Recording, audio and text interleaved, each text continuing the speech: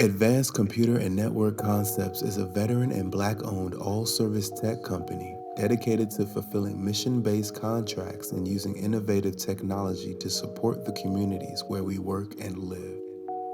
Over the past 15 years, we have partnered with top national corporations, federal agencies, and local businesses, consistently exceeding expectations and delivering impeccable service by maintaining supportive professional relationships.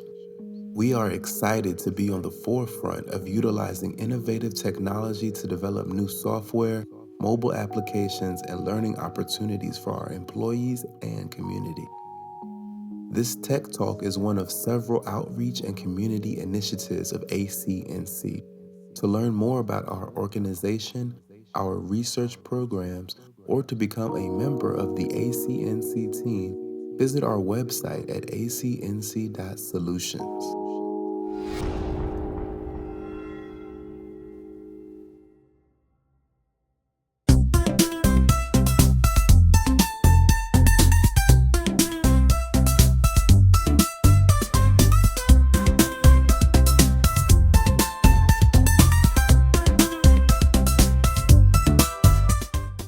So Deanne is tonight's speaker, and she will be speaking on bringing families to technology. And she is uniquely qualified to do this because not only does she have an extensive technology background, she's done testing, she's done uh, SE work, systems engineering work. She is also the CFO of ACNC, and she also has a background in accounting as well. She has her security certifications. She just has a wealth of knowledge. But in addition to that, she's a mom. She has two now grown children. And she is the godmother to my son, and I think she has at least two other godchildren, Yes. and she's very active. She's very active in her family as well. So she has the gamut of knowledge to bring from both a parenting perspective as well as from that technology perspective. And I don't want to go too much into it because she is going to be telling you about it, but she's going to be talking to you about bridging that gap between the technology and the different generations in your family and how to utilize the technology available to enhance the family experience. So, um, with no further ado, Deanne Little. Yes, based on the introduction, my name is Deanne Little. Yes, I am the CFO of ACNC. And yes, I have a well-rounded background. Um, I do a little bit of everything out when it comes to technology outside of development because I'm not a developer. Definitely not. One thing I want to make sure I set the stage for when it comes to this tech talk tonight, I really want it to be very interactive. So it's going to be a lot of me asking questions and looking for feedback and kind of having this to be a real discussion and wanting not only for you guys to learn something, hopefully, but also be able to provide me some insight that might be able to help me and my family in ways to help bridge the gap with technology and being prepared for what's to come. With that being said, I'm going to share my screen and we'll begin. Before I start, are there any questions, just general questions that anybody has, any issues they might have as far as, being able to view or see things? Okay, I'm gonna take that as a no. Please, during this time, if you have any questions, please put those in the chat and or raise your hand within, which is a little feature you can press within either your phone or whatever device you're using. Should be able to allow you to raise your hand. And then one of the moderators will be able to um, get your question addressed. Um,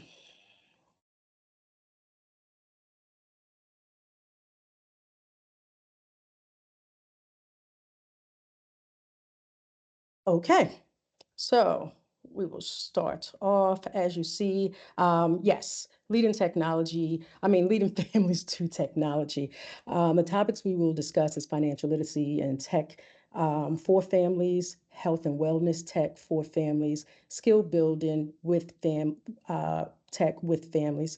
Um, yes, yes.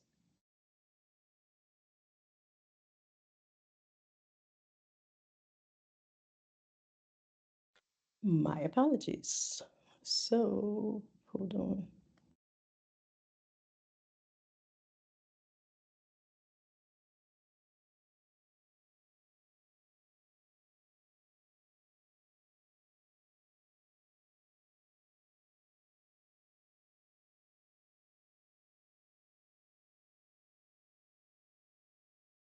Is that better? Yes, no, maybe so.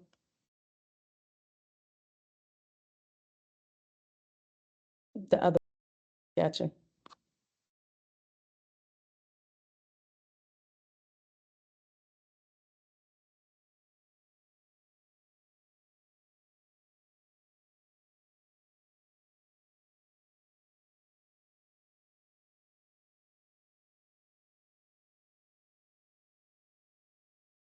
Now is that better?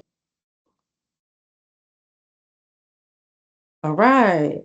Hold on one second while we. Mm,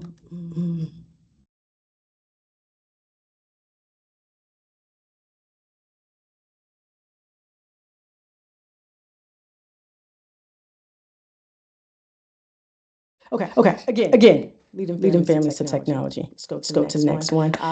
Financial literacy and tech for families, health and wellness tech for families, skill building tech for families, and fostering family units through tech. Those are some of the topics that we will be discussing throughout this TED Talk. Please understand, yes, I do have an outline, but the way I work typically is it's going to be a discussion. So I may touch topics that jump, but I'm going to try my best to stay in line with the flow of things.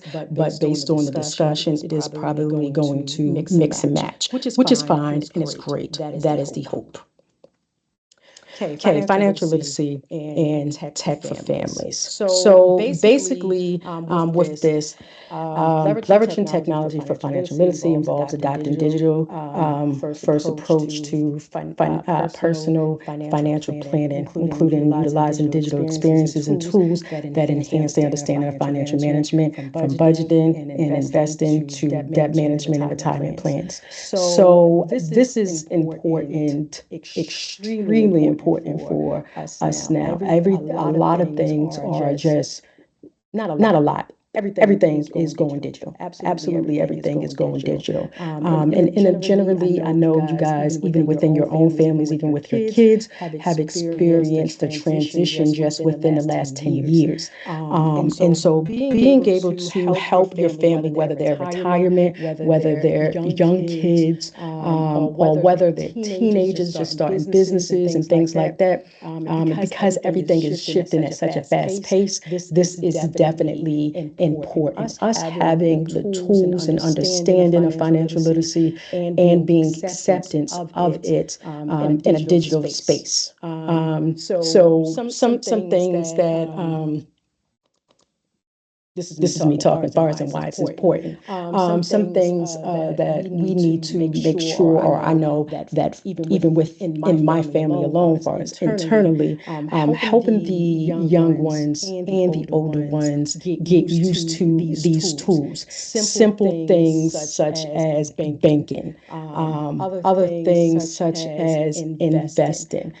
Some of the things, some of the kind of hiccups I have had, especially when it comes, and it's from two spectrums, from someone that's a little bit older than me compared to someone that's a little bit younger. So from the space of someone a little bit older, you might have where they just do not like technology. They don't feel safe. They don't like it. It's just to them. I don't know if you all, and I think my mother is on, have experience like with your parents, trying to get them adjusted to using banking tools, and being okay with, going on the app and showing them it's really secure.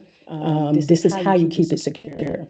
And one of the main things with trying to help with some of folks that may be a little bit older, and also this actually is for younger folks too, in trying to drive home with them the security aspect of things, is their security codes, their passcodes, and different things like that. One of the challenges I have had, is trying to steer them away from writing everything on a piece of paper or a notebook.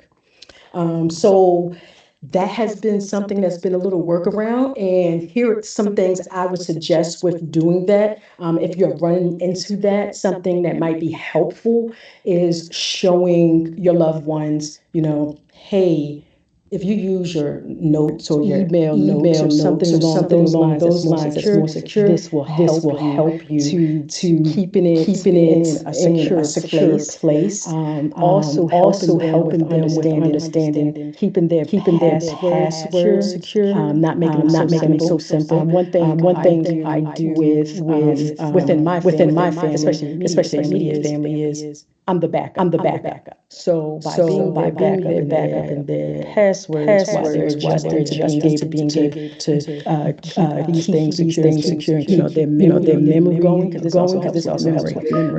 I'm their backup. And that way I know that the likelihood of their password getting out, or them getting locked out, of important tools, i.e. their banking or their investment tools.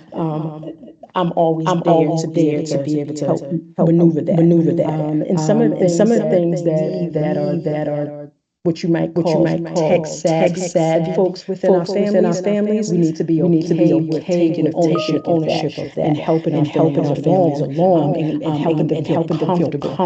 I think I even had certain conversations. This is how you some of the and some of the feelings in trying to help with some of new folks that it's just hard and they don't have control, and that is something they're not used to and they don't like. So making them feel comfortable with you being their backup and control their passcode is something that's key. And also making them feel safe that if we do it in such a manner, password protected, you not having it written down, making sure that your passwords within your phone are secure, make sure your passwords within your laptops are secure, and not sharing all your devices with everyone. Those type of things will help them. I have helped them feel a little bit more comfortable. Is it a yes? And I Yes. have a question. I think this Sure. is a very good place to start. It affected my life recently. Okay. My mother is in her 70s, and she when she Mm-hmm. was she's retired now. When she was working, she used to working on a computer. But of course, in the last 10, 20 years, computers have changed, and so she does do her banking online. She's comfortable. She's been doing her banking online for a while. She's comfortable with that. Um, Recently, our bank decided to do an update. And so they rearranged the way things were on the digital system. They've had the same digital system for a while. And so while she was comfortable with that, they sent out an email saying, join the change. Here's what's coming up. And so she wanted to know why they didn't send her a paper packet explaining the changes that they were going to make, and so that she could read through it. So, one of the things she's asked me to do is to go through, and I forwarded her the email that they did send, but she's asked me to go through and type up a manual for her on how to use it, which of course I have no intentions of doing. But I will explain certain aspects to her and write that out. How do you have any tips or ideas for how to explain updates to, once they're comfortable, you've fought long enough Mm-hmm. to get them Mm-hmm. using this device and comfortable with this device, and now there's an update. How, what are your suggestions for explaining the updates that these organizations and companies do online, especially when it comes to banking, like where you said they're already kind of leery about their money? So here's one thing I So would here's one thing suggest. I would suggest. It's going to be It's going to on be the onus of on you, the onus of you, because they feel comfortable with you, to you, make sure you're to on make top sure of you're on some of top those of some updates. of those Typically, you're updates. going to Typically, be you're because you're going more to be tech because you're savvy, more tech and savvy, kind of and walk her kind of through it. walk her through it. Definitely walking her through would help a lot, because then she will see you do it, and it's going to be a repetitive thing. Especially what I've realized, because even myself, I'm like that. Once you're used to a certain flow of things, something that's is changed, sometimes it can kind of make you like, and make you mad, right? So when people are set in their ways, they just set in their ways. So a way to help that, again, sit down, walk it through with her. Even if she's a type that doesn't mind being on like YouTube and things like that, they always have, like a lot of companies, I know Bank of America will have little YouTube videos that she could use, or you could show her, y'all can just watch. You know what I'm saying? And that will help get her a little bit more comfortable. And it's something that she can like pause, pause, play, and just at her own leisure, and still get, almost, she'll get the visual, and she'll get the actual reading material that she's used to, but she'll get the visual, which helps her to be a little bit more comfortable, because she can see and put the words together. Thank you. Mhm. Somebody, I seen a hand raised. Yes, it looks like we have, Vicky has a question. Sure. Hi. Okay. So my question is, like you said, a lot of elderly people are very technology resistant. What would you recommend? So it's kind of like, which battles do you pick? So what would you recommend with regards to, I don't care how resistant you are, this is something you need, versus this will make your life easier, but hey, if you don't want to do it, it's not worth the argument. Um, and the reason I ask that is because, like, for instance, my mom um, is very resistant to using her GPS on her car. Um, but nowadays, you really can't get anywhere without it. And it's going to be a repetitive thing, especially Um, and the reason I ask that is because, like, together. thank you. Mhm. Mom is very resistant to using her GPS on her car. But That's a good one. nowadays, So with that one, we're going to go with first addressing what you were saying with regards to the GPS. So I wouldn't push too much on the GPS. Here's the reason why. Sometimes, because she's been driving for so long, 9 times out of 10, she knows where she's going. Unless it's just a super new place, she may not. But most times, she's going to know where she's going. And those GPSs talking to them, and by nature, they're probably going to try and look at either the screen or whatever they're using, which hopefully is depending if they have a newer model car. But if they have an older, not too much older, but a car that doesn't have a good size screen on it, and they're using their phone, they might look at that, but you don't want them to do that. So you gotta, and trying to pick that battle, I wouldn't force that too much, only because of safety reasons. So if you're comfortable enough of knowing that, um, she knows where she's going, that's cool. Now, if you're not comfortable enough in that, and she's still resistant, hey, I don't know. Well, I know you're not into Apple, but guess what? Apple has this great thing called Apple Watch and an Apple phone, and y'all can share locations. And guess what that does? Makes you feel a lot better about where she's at. So those are I want to point workarounds. out that does that too. So those are some workarounds that will help until she gets a little bit more comfortable of using, the GPS and things like that. Hmm. Thank you. That's Are great. there any other like technological advances that are must-haves? I would say at this point, like one of our previous tech talks, I didn't do it, but it was a very good one. It was about wearable technology, and I would think those at this point in time, especially not only for your kids but for yourself and elderly, I think those are must-haves. And the reason why I say that, and here's one of the points of jumping topics, which is great. The reason why I say that is because you having those things, you can use them for the benefit of knowing, where each other is at in case of emergency. Not only that, it's for the purpose of tracking. Like if somebody has health, for instance, uh, my mother has ailments, my father has ailments, I have ailments. My daughter is asthmatic.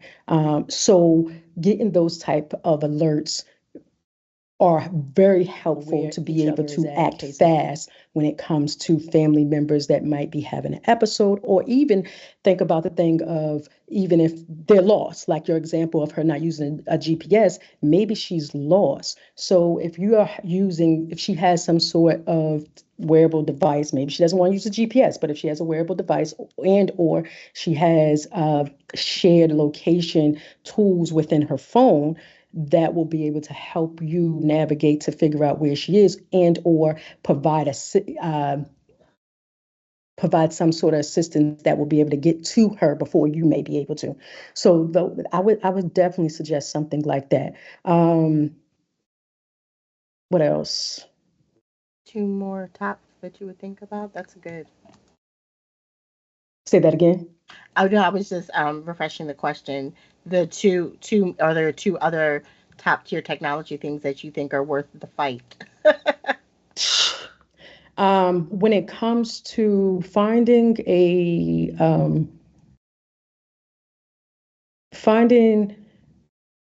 banking and investment tools that are simple enough for your family members to use. And I mean kids as well. Obviously, and here are some of the things that I have on the screen. Some simple tools, but they need to be secure, obviously. So you being the person that 9 times out of 10 is a tech savvy person, they're going to rely heavy on you to help them navigate.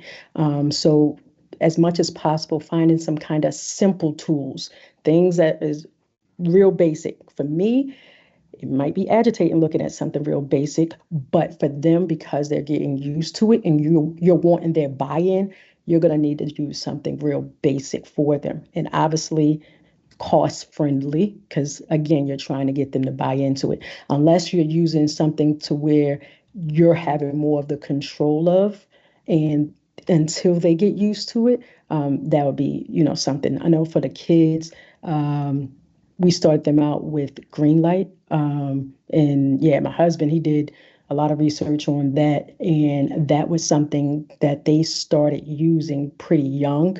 I want to say middle school, maybe middle school or elementary school. And so it's um, a basic app that allows them to have a little bank account with a little bank card. And it's actually a real little card, and helping with them budget and obviously we control the limits and different things like that, but they're able to at a simplified level see and save and work on that money management and kind of ask questions and get an idea of how that works without really having the responsibility of an adult of having to know and learn all that stuff. But they can learn it at a real simplified level. So things like that would be good. I was trying to use more simplified tools to get them on board. Another question. John has a question. Oh, Dan. Hey, I have I do. My question is, and you guys probably can relate to it. My parents, they're a little older. So they have a hard time of getting away from using checks. So then when they go places, they get mad because the place doesn't accept checks. And I've been Mhm. trying to tell them that, well, the young person at the counter probably never even seen a check. Right, that So part. what what what what is a way that you might have to help me gear them into understanding that, try to help them veer away from using checks. I know that they're that's what they're used to. But what are some solutions that might be help me out with at That's a least hurt. communicating to them that they can't be mad at that, or Well, well, them being mad, that you can't do nothing about that. That's just them. Um, hmm, hmm. It's been a long time for me having to deal with that part. I can say, So, I would let them know that checks just aren't safe anymore. yes, yes. That I've had in managing other accounts. I actually have a friend who's in her 70s, and she doesn't have internet at her house. And she still writes her checks for her bills and she sends them out.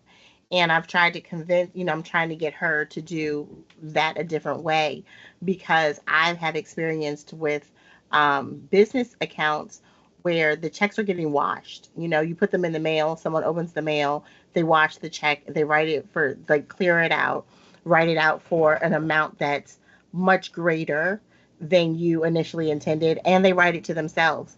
And that money is difficult to recover. As much as banks have cameras, they're not all good and they don't give good visuals. So I've had that experience twice with the same account. The first time they did not get the $5,000 that they wrote the check for, and the second time they did get the $800 that they wrote the check for. They rewashed the same check and tried to write it again, but the first time they were caught by the teller because he just knew it didn't look like something that I would normally write.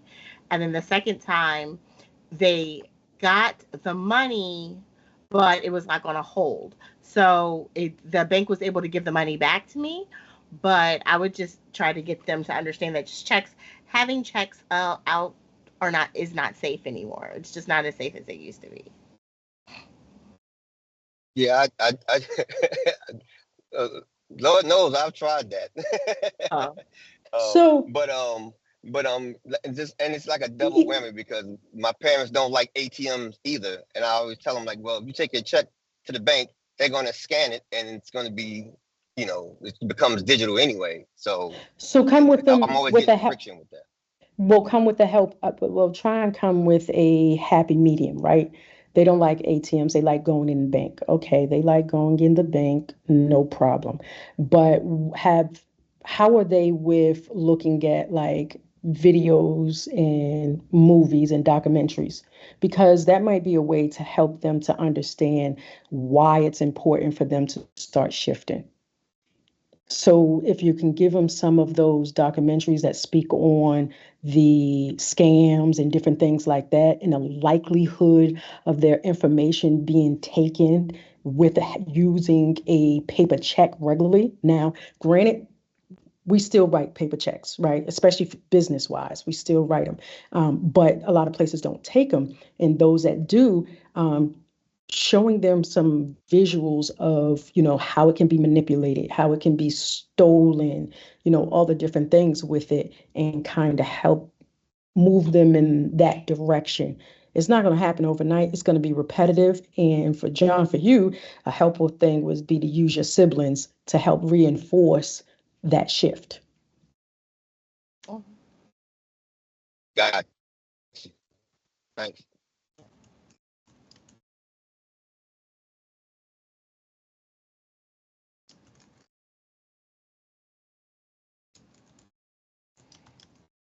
Any more questions? that was great. Okay. So we covered a little bit of the tools, some of these financial literacy tools that, again, I'm going to go back into saying the thing of looking for simplified things to use. And I'm coming from a space of folks that, typically just don't want to change, right? You have some older folks that do want to change, and they buy into it. They come along and they're good. They might have a little hiccups, but overall they have transitioned and understand for the most part, where things are going when it comes to technology and how we are going to really, we have no other choice, truth be told, to have to buy into using the different technologies when it comes to, our finances and things like that. And these apps here also are pretty good with giving simplified um, learning tools, and making things a little bit easy for them to understand, with providing them also, because some folks don't understand, financial management and things like that. So this will help reinforce that as well. Like I said, we use, as far as with our kids, was Greenlight. Um, Robinhood is an investment tool, very basic in my eyes, but some people might not feel that way. But it's common. So it's something that, folks they've heard of it.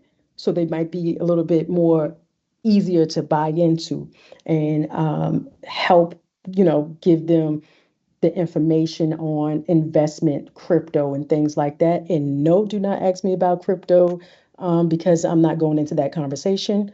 You're going to need to talk to my husband about that, not me. But that is a tool that gives a little bit of basic information with regards to that, which is very helpful. And those are things that is definitely important for the here and now, as well as the future, and helping our families just really be prepared for the future. These are things that are help them. And when I say the future, I really mean within the next 12 months, to be honest with you, because there's going to be a lot of things that starts to change faster and faster. There's going to be a lot of things that's going to require our family members that, just want to stay paper route. They're just not going to have any choice but to, go digital, and they got to be okay with that. Simplified ways of, helping them budget. You have a lot of, older people that, budget with just pen and paper. And that's okay. It's nothing wrong with them. But get them comfortable with doing that through their actual apps. I know Bank of America has, a very simplified tool, and that is something that gives, where they get actual little visual graphs that shows how much they're spending, right? And it makes it a little bit easier for them to be able to maneuver. Now they might find it agitating because they got to go in and put certain categories and stuff like that, but doing it repetitively, it will come a little bit easier for them. And it's just taking the time to work with them on that, and that's a lot of it. All right. Health and wellness, tech for families. Of course, I have previously touched on this with regards to the wearable technology. This is something I think is big, along with the financial aspect of it. We have,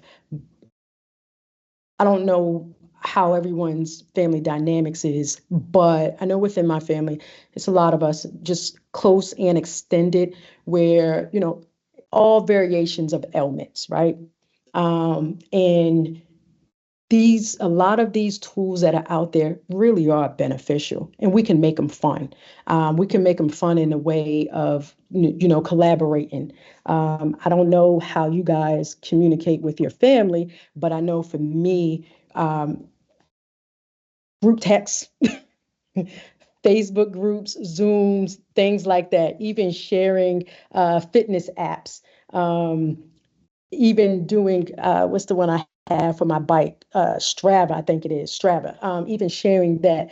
Those type of tools are fun things that you could use with your family to help them buy into working out more, being more conscious of what they eat, being more aware of, their health ailments. Things like I said earlier, Apple Watches. I think they still make Fitbits, I believe. So Fitbits, those things. Things like, what is the I think Apple now, is it Apple? It's one of the, no, I think it's Google that has, it's like a sunglasses that they are like digital. And they can monitor your workout. They're like fitness workout glasses. So there's so many different things that you could use to help your family not only get excited about working out and exercising, but be excited about tracking their health, be excited about understanding their health, be excited about eating.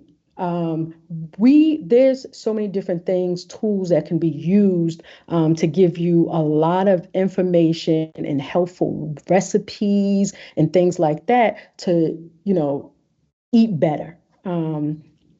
Know what you're putting into your body. You have things, I know on the Apple phone, I forgot the name of the app, I have to get it, where you can enter what it is that you bought or what it is you're eating, and it can, provide you the breakdown of what's within that food or what's within that packaging, which is good information to know.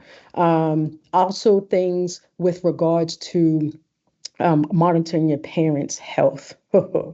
That is big. Not only is wearable technology good for that because you can share the information, but also what is good about the way we have with certain technologies is you can be able to communicate with your family's physicians on a more live basis without necessarily being right there. That is very helpful and key. I'm sorry. Because oh, helpful and key, because this also keeps you in the loop of what's going on. It makes your family members more than likely still comfortable and knowing that they're in control of their health, but you're also there to be their backup. And there's maybe things that you can inform them or break down for them when they're reading or getting information from their doctors that they may not understand, but by you having access, or maybe there was a because I know with me and my mother, we had it where the doctor was on. It was like it was like a Zoom call. So I wasn't able to be in the doctor's office, but I was able to be on the call and visually have that interaction, sharing and having digital access to medical records and things like that. Those are beneficial. They also are things that help us in our day to day with also minimizing our time, right? Because everybody knows with the hustle and bustle, right? So you may not have the time to go to every appointment or to review a big long paper full of what the diagnosis is, suggestions, this, that, and the third, where if it's digital and you're using some of these tools, it will help for you to be able to be more flexible in your time to be able to view it when you can, or multitask, i.e., doing a Zoom with the doctor at the appointment. Someone have a question?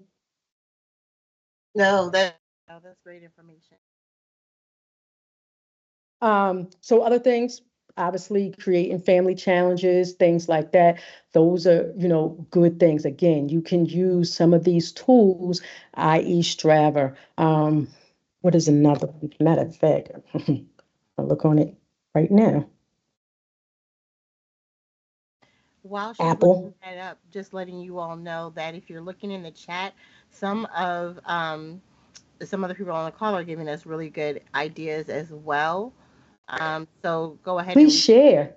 we have Blue has mentioned that when it comes to health, using VR also helps with making the workout interactive and fun. And I remember like when the Wii's came out, that was something that Mm-hmm. helped because while I'm not a runner, I don't mind jumping over logs in virtual reality. That part. And so I think that that's great advice there, Blue. And Larry's also added to the discussion about the Google and Apple Health apps that have pretty robust That's one. features. And so that's great. Um, And Google Fit, yeah, Google Fit. Google So Fit. those different things that we those help not only with older people, but your younger people. You have a lot of younger people that we typically think are tech savvy, but they really are not. They know how to use TikTok, they know how to use Facebook, but when it comes to a lot of these different apps, when you ask them, hey, just go there, share it, and let me see what you have, they'll sit there like, what are you talking about? I'm not going to call my kids out. I'm just going to say, they be a little bit confused. And you're like, wait a minute, as much as you use a TikTok and an Instagram, you mean to tell me you can't use this app? But okay. So those are things to help them as well and get them interested in utilizing these different technologies, not only more frequently, but being smart about it, being safe about it. We also have to make sure that we're constantly reinforcing the safety of things as well, making it fun, but reinforcing the safety, keeping our passwords secure, just keeping our information secure on a regular basis, and being mindful we're not using just any and every app. So those that are typically in a more tech savvy space within our family, we need to be okay with taking on the role of providing that information and that guidance of keeping them secure, not only keeping them informed when it comes to useful tools, but keeping them informed when it comes to the safety of it.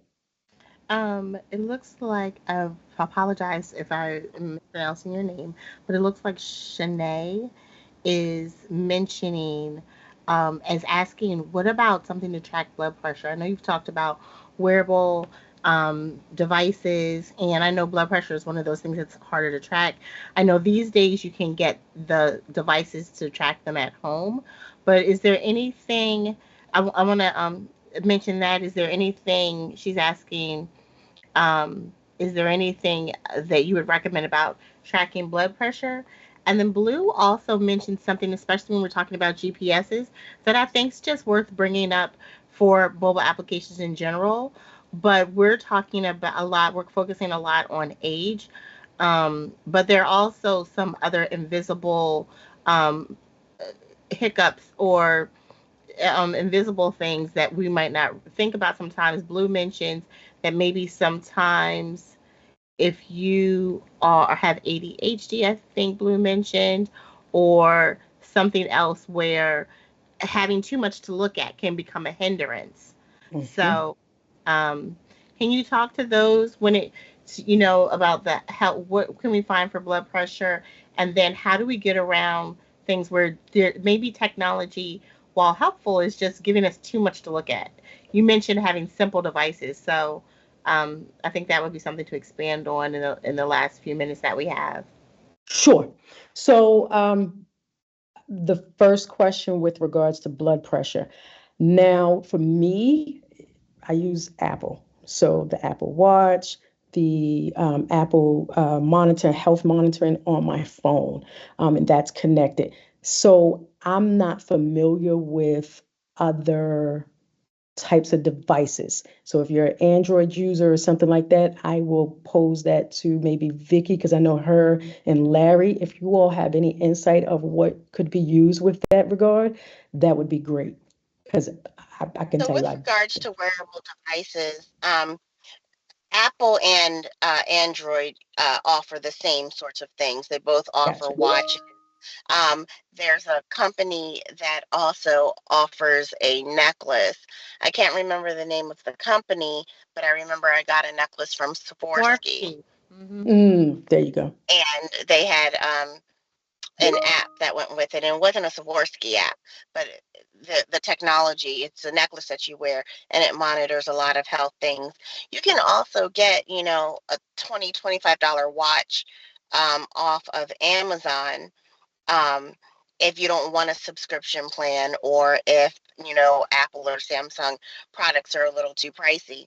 I remember there was a little simple watch I got off of Amazon for about 20 or $25, that would track your pulse ox, your blood pressure, and maybe like three or four other things: heart rate, breathing, all sorts of things, sleep cycles. Um, so it's worth a look, to just, see what products are out there. that may be on the lower end of the price range, or may not have as many intricate details as something like an Apple Watch that also needs to connect to your phone, and you have to log into your iCloud or your Google account if you're using an Android device. Um, so there are lots of products like that out there. Okay. So yes, Thank you so. so um, I'm sorry, someone's going to say something. I was just It saying was, thank you for that insight. Is there someone else? So yeah, oh I'm yes, hearing I'm another sorry. voice. Hey, Shanae. It was. I'm sorry. Hi. I'm sorry. I was just saying thank you so much. Yeah, okay. Yeah, I really- so those definitely that the health monitoring tools are very helpful. And again, those actually will, well, I'm sorry, I can really speak on Apple products. They give helpful alerts, they give helpful notifications and things like that, especially if you have, you might have a child that has, childhood diabetes or something like that, or has seizures. Those are helpful tools that you can use. And to be honest, that are probably worth the money, especially if those children, have frequent episodes and or are very active in like different activities to where they're not around you on a regular basis. And I'm not saying necessarily regular, but throughout the day they're not really around you. So those are things to help. And you can keep a status and a progress of how they're doing. And it also, with when it comes to monitoring like different medications and things like that, you can use those metrics to help see what is working and what's not working. Now, that also is going to piggyback into the follow up question with regards to ADHD. I have ADHD. Let me tell you, didn't know it until I was in my 40s. Didn't get diagnosed until I was in my 40s. And that is definitely something that now I'm using certain things, certain tools to help with that. Whereas because I wasn't aware, I didn't have that assistance before, but I am definitely totally understanding of what whoever posed the question of, when you're having too many things in front of you and you're getting distracted, it is definitely something to think about. Now, I have tried a couple of different apps. Unfortunately, for me, and this is me, now anybody else can speak on something that has helped them, but for me, the apps haven't really helped. I haven't found one that really has helped me. Now, certain tools that I use to minimize some of my distractions, like for work, a lot of my scheduling tools. So, heavy on doing calendar invites, right? Heavy on doing um, to-do list apps, which are now, instead of, because I used to have like maybe three different to-do list apps. Now I literally only have two, no, one that I keep for real. So those are very helpful for me because I set up actual alarms, notifications, and I can't set up just one. I have to set up multiple notifications. Now, with me, what hinders me sometimes is one, I got to be mindful to add whatever the task is, the reminder. So that is still a hurdle. But as long as I remember that part, everything else flows. So, I still have a hurdle, some things to work on, but some of these tools I know within Teams, they have to-do lists, things like that. Gmail, Google, which is Google Workspace, free to a certain extent. Those are other actual platforms that you could use that could help with that. And it's like an all-in-one instead of you having to use a bunch of different apps.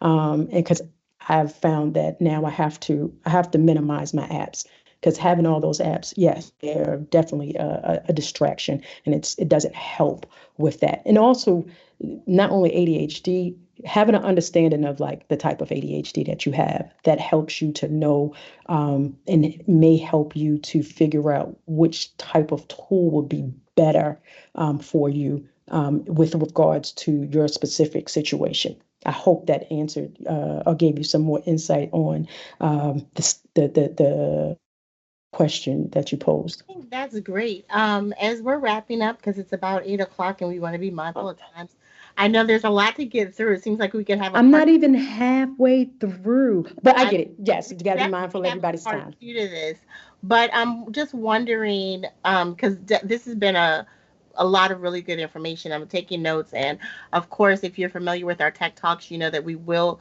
continue the conversation on our social media. We're on Instagram and Facebook and LinkedIn, and Larry will put our social media and our website information up for everyone to see. We definitely need to follow this up with the part two. But Deanne, to wrap this Yes. up, what questions should we pose in our social media to continue this conversation? You've definitely given us a lot of great points that we will bring up.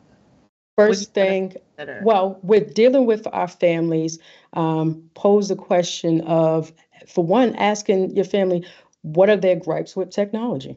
That's the first question. And you'll probably find that that's going to go a whole list of things, right?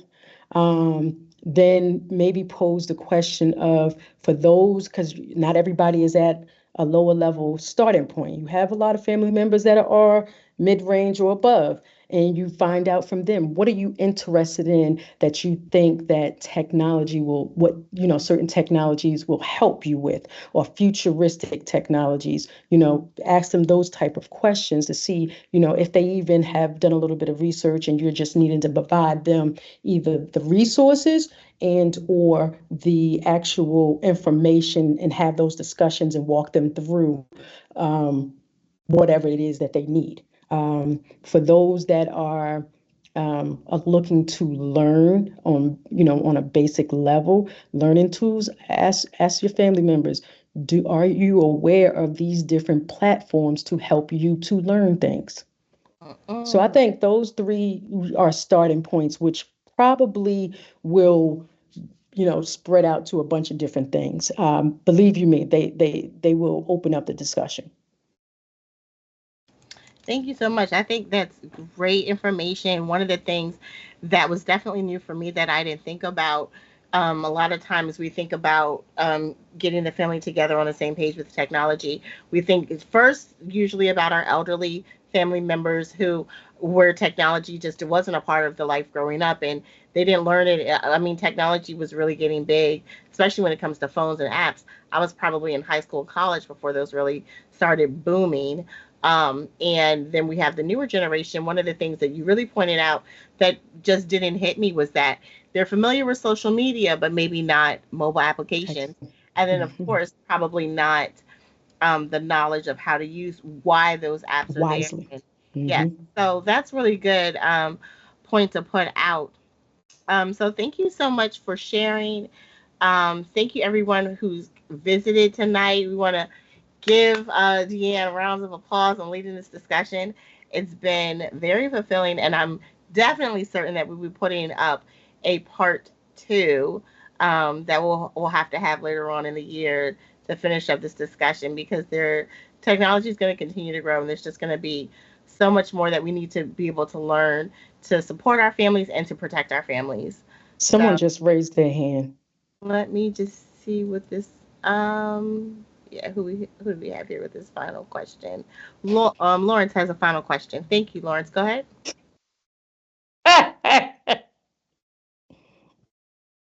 Lawrence, unmute if you're muted. We can't hear you. Unmute. It's the icon on your phone, brother.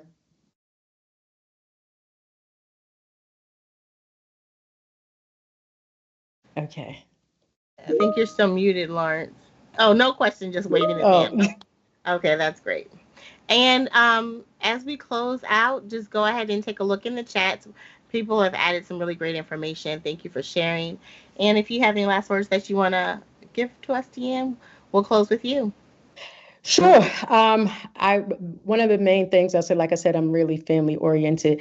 Those of us that are, have at least a good grasp on the different technologies, useful things, please, please, please get your family together, get them acclimated with the different tools, have them understand the safety, have them understand the basics, especially when it comes to a lot of this hacking, when it comes to these scams.